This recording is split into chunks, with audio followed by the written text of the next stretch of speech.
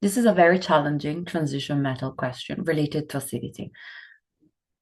It's something that you know, but for many different other topics. So you can read the question, maybe pause the video if you want to try it out, and I will go ahead with the explanation and help you also to work out how to get to the answer. If a question like this sounds pretty unfamiliar.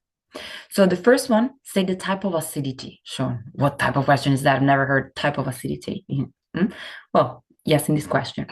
So you need to think about what do you know about acids and maybe link it to something like, oh, transition metals. You should get to the definitions of acid because that's at the end the most basic thing you can think about, definitions, right? We have two definitions of acid, Lewis and Bronsted-Lowry. And guess what? This is what we need to think about.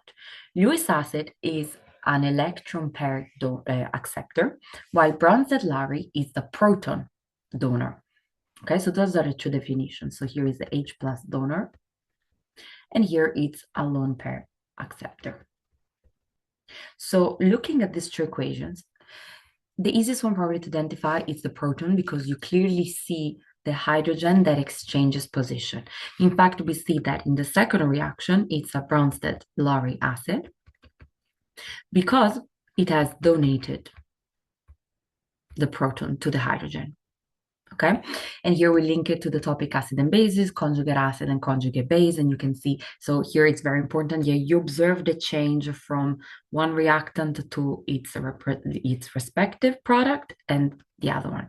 So you can see that water has gained the proton, so water would be the base, and on the product side, it would be kind of the conjugate acid, if we think it in what you know from acid and bases.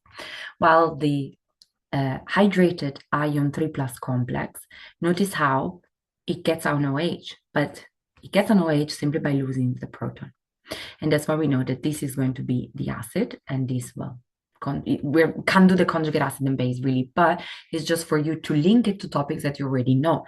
And this makes you think, oh, acid, oh, proton donor, okay? In fact, the different type of acidity is the second reaction, Bronsted-Lowry, because the proton is donated.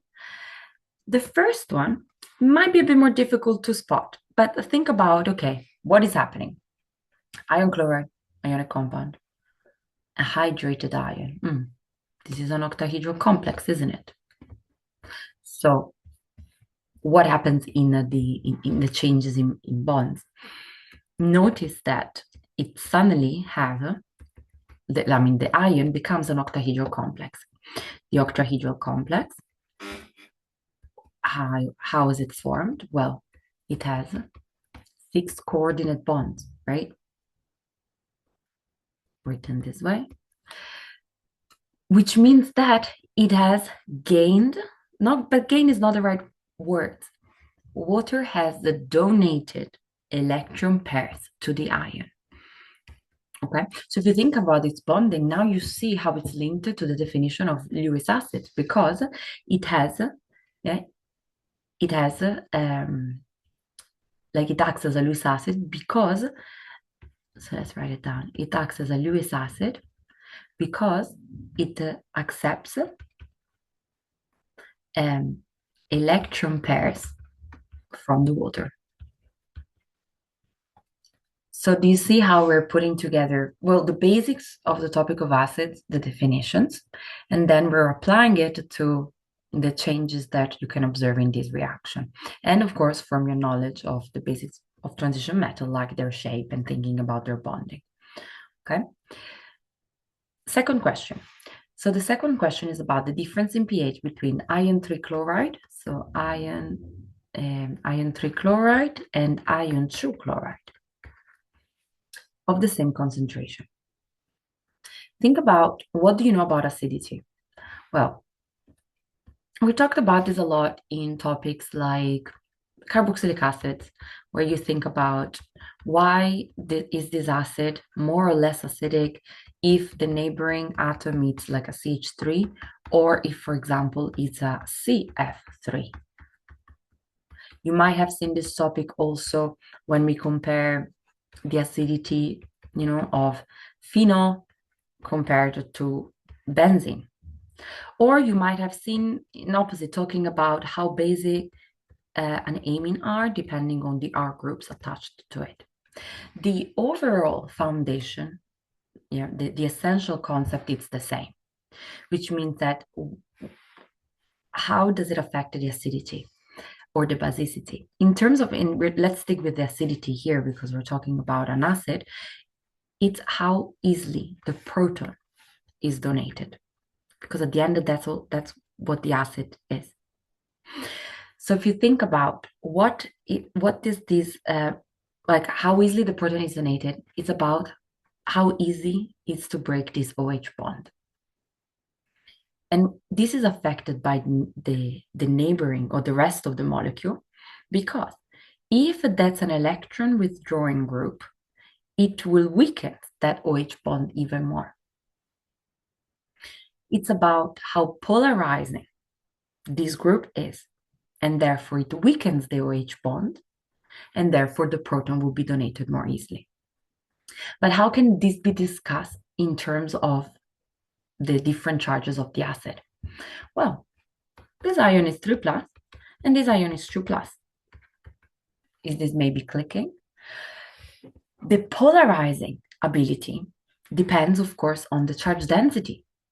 This is less charged, has a lower charge density compared to the ion 3 plus. Remember, charge density, it's about the charge over the volume. So if you think in this way, well, of course, the 3 plus has a higher charge over the same volume because it's still the same atom, right? It's ion, or the same ion, which means that the ion 3 plus, because it has a higher charge density, it polarizes more the OH bond, which means that it would be a stronger acid. Okay, but here it says about the ion 2 plus. So to actually answer the 2 marks, I would write it as, well, let's write it in purple. The ion 2 plus is the smaller ion, or say smaller ion, let's say lower charge density. Or you can say that, well, it's smaller like charge to size ratio, same, which means that it's less polarizing than Fe3 plus. So less weakening